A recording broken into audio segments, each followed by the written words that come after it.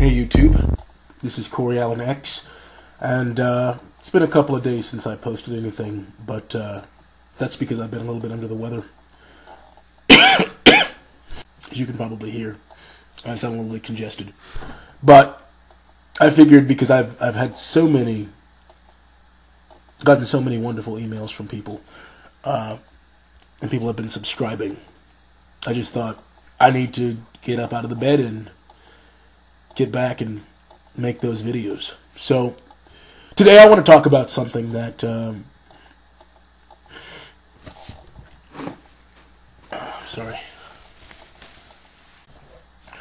I want to talk about something that I come across at least once a semester at the school that I'm at now. While I'm at the university, I teach an introductory acting class to non-majors. And now that I've taught, this is my 5th time, I think, teaching this class, and each time I teach it, I get a group of about 20 students from all classes, freshman through senior. It puts them at somewhere between 17 and 21 to 22 years old. And one of the things that I found very, very early on, I had a number of students who, when I try to ask them to do simple things like introduce themselves, to introduce or to tell something about themselves,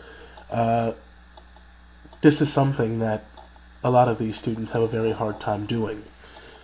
I mean, we're not talking rocket science. We're talking saying your first and your last name. What's most shocking to me is how these students are coming out of high schools around the country, and they're being allowed to leave a high school and enter college with questionable reading skills, questionable speaking skills, and I find it troubling. I find it troubling for a couple of reasons. A, these students are going to be adults in the real world very, very soon. They'll be applying for jobs, they'll be entering the work market, they'll be entering the world market, where they will be required to interact with other people. That's the first thing. The second thing that I think is so frightening is how isolated a lot of these kids are. I realize that these are the people who are going to inherit their communities from their parents, from the older generation. And one of the troubling things that I've seen with a lot of these younger kids is that they're so isolated, they're so shut down and so closed off to the world by their video games, by their Wiis and their PS3s and their PSPs and their cell phones and their iPods and their sidekicks, that I don't know what they're going to do when they get outside of the bubble and they're being required to interact with and to come into contact with the outside world. I think that this isolated world that a lot of them have created will turn around to bite them in the asses. I think that that's really dangerous. I think that's something that we have to take care of, that teachers need to address earlier than later. Another thing that I'd like to just talk about very briefly is what happens to a young mind when they are told at a young age that they'll never amount to anything, that the future holds nothing for them, that they're a loser, that they're going to be a statistic, and how that affects them for the rest of their journey. All of the people who have had an influence in my upbringing have been positive. They've been supportive of me. They've been supportive of my journey. They've been supportive of what it was that I wanted to set out to achieve. And I think that too many of our young people do not have those people standing behind them to support them. And guess what? They're not the only ones. Some adults also who have spent many, many years in the same cycle of being shut down, of being labeled something that they feel that they cannot break out of. I think that it is of the utmost importance that you are able to break out of that so that you can flourish. I've come across a lot of different types of people. People from lots of different backgrounds. And the one thing that I've learned from interacting with almost every single person that I have interacted with is that we have more things in common than we have that separate us. And I have really been affected.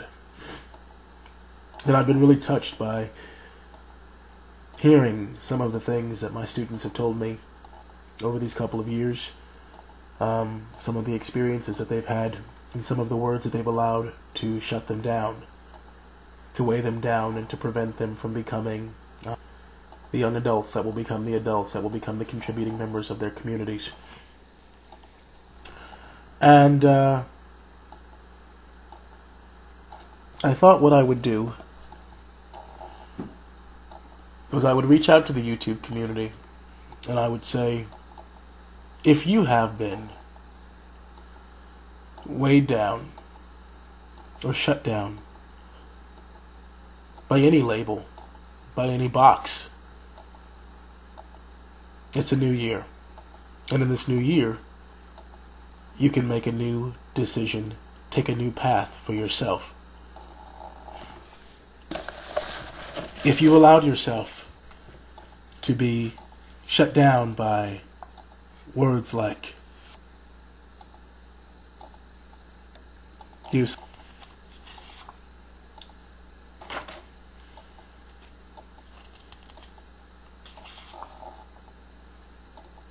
loser,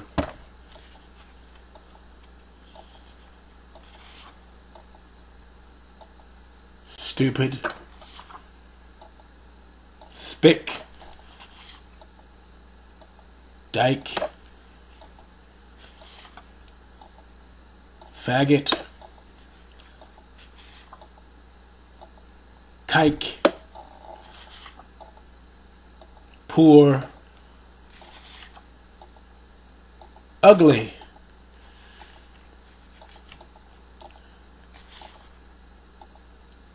nigger, bitch, statistic. This is your year. You write that label down on a piece of paper. You write it down, you hold it out in front of you, and you say,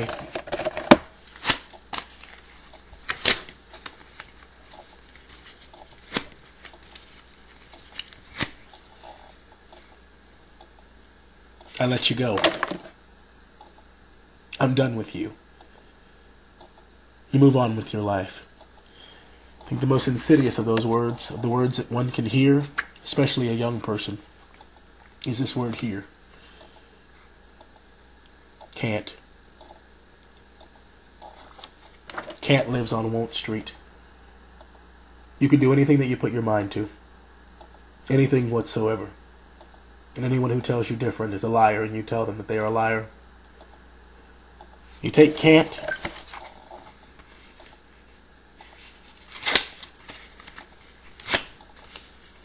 you send it packing. And you open your arms and your heart to a new and better you.